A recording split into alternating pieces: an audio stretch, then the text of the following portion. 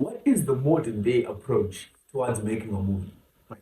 Because we are off to a bad start. We're at a point, Ekuti, you make a movie, you get to like a sequel, right? One, two, Maba sequel, then you're like, ah no, let's take a risk. Let's make it a trilogy. Then you make a third one. Then you realize, no, no, no, no, no. We ruined this. And then you're like, what is the best course of action? Pause this, go back a couple years, make a prequel to the trilogy. Then after you've done that, choose a certain point in the timeline and then be like, you know what? This kind of was a success, but we still can't go ugo kumberuko kwateta mess up. Let's choose a certain point in time and change everything. Right? Marvel has done it. Transformers did it. Transformers The Last Night. I didn't have many problems with it, but let's face it, it wasn't great. It wasn't good. So what did they do? They put a pause on that. Put a pin in it. Let's go back. Gave us Bumblebee. Bumblebee was not great. And then they were like, what do we do? Let's tap into something in this universe that people like, that people want. They're like, Transformers, Rise of the Beasts. Right. So the movie starts off in 1994 at a point where the Transformers themselves, Earth, they've been there for 7 years, right? And for 6 years, and they're still, not trustworthy of human beings. They're like, nah, this is to Banaba, but this is our main goal is to go back home. Right? Simple enough. And then a key pops up, transwarp key. Now, a transwarp key, according to them, it can be used to move between dimensions. Right? Some of the elements of this film are not actually explained during the film. They are mostly implied. Like, how exactly does the transwarp key work? Does it send you through time? Does it send you to other planets? Does it send you to a different dimension? Because as the movie starts, you're imagining Optimus Primal and the other primals, they're moving from their dimension to another dimension to prevent Omicron. To prevent Omicron from getting it, right? But once you've had that, you then go back to the main time stream, like the progression of the movie as it goes. You're starting to see that the primals have been around for a long time. And you're thinking, all right, it's fine. The primals have been there, but the Autobots have been here for a shorter time.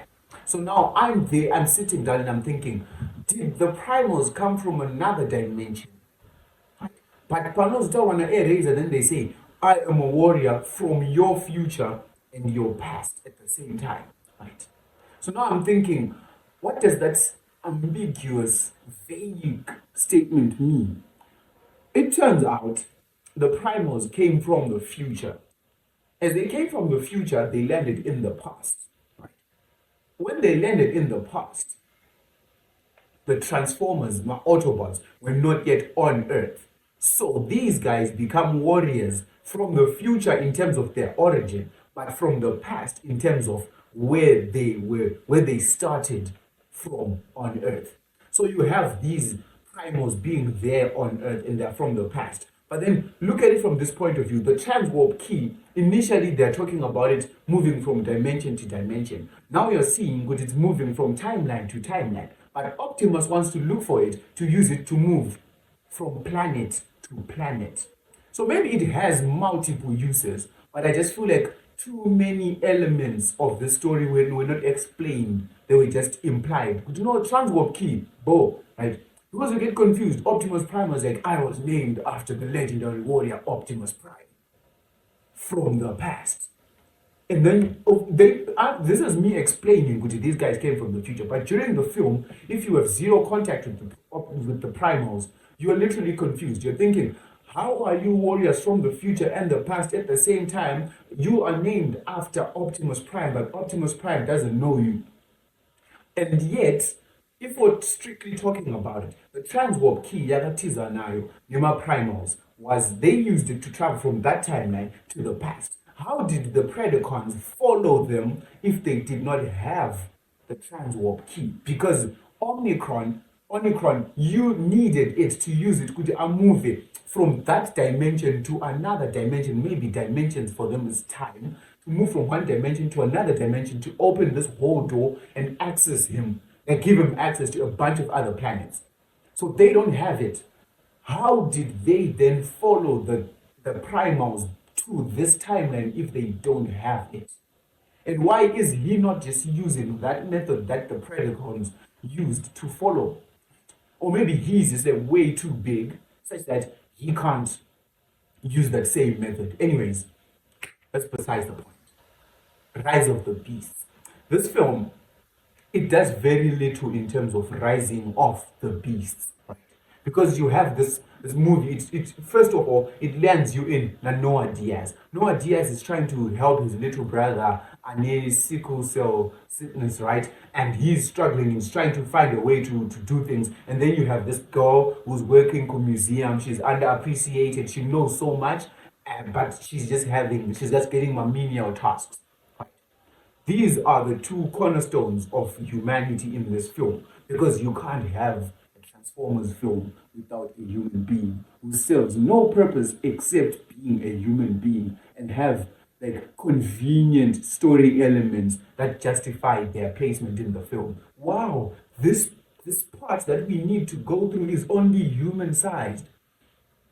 How? Why? Why is it human sized?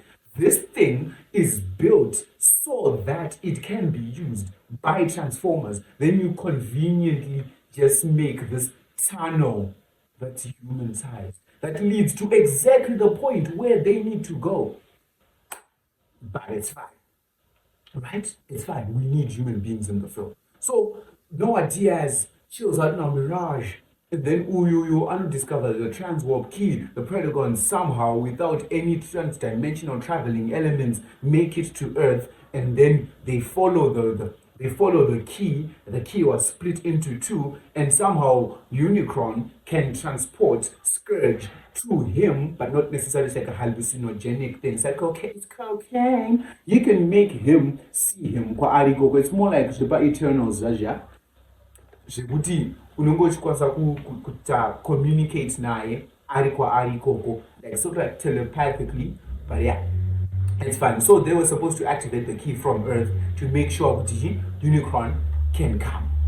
Oh, but the biggest problem that I'm trying to point to is the fact that the beasts did not have time to rise. They didn't really rise. It's the rise of the beasts, yes.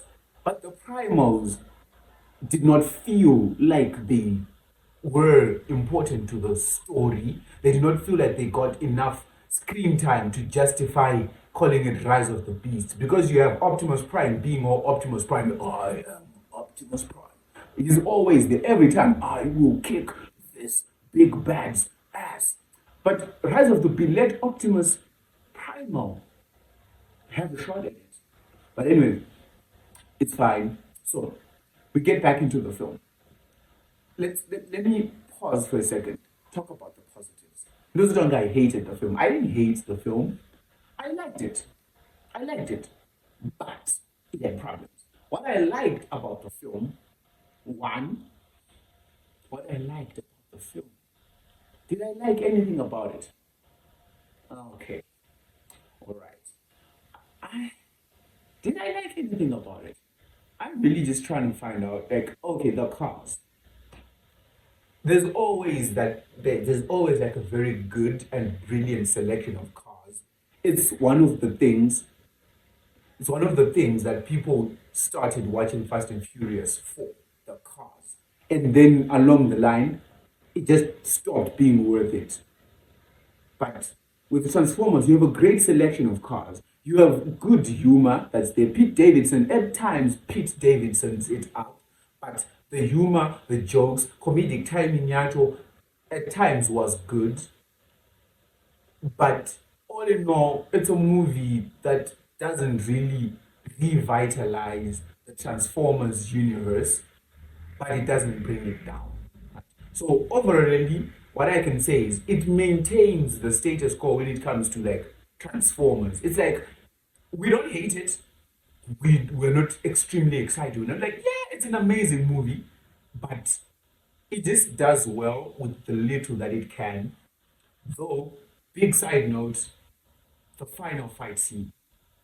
Very confused and it's just like Ainakubatana. It feels like Van Varkurwa. These people, these characters are just fighting in this random location. Like they feel like separate fights and they weren't really brought in together so that they seamlessly fit into each other.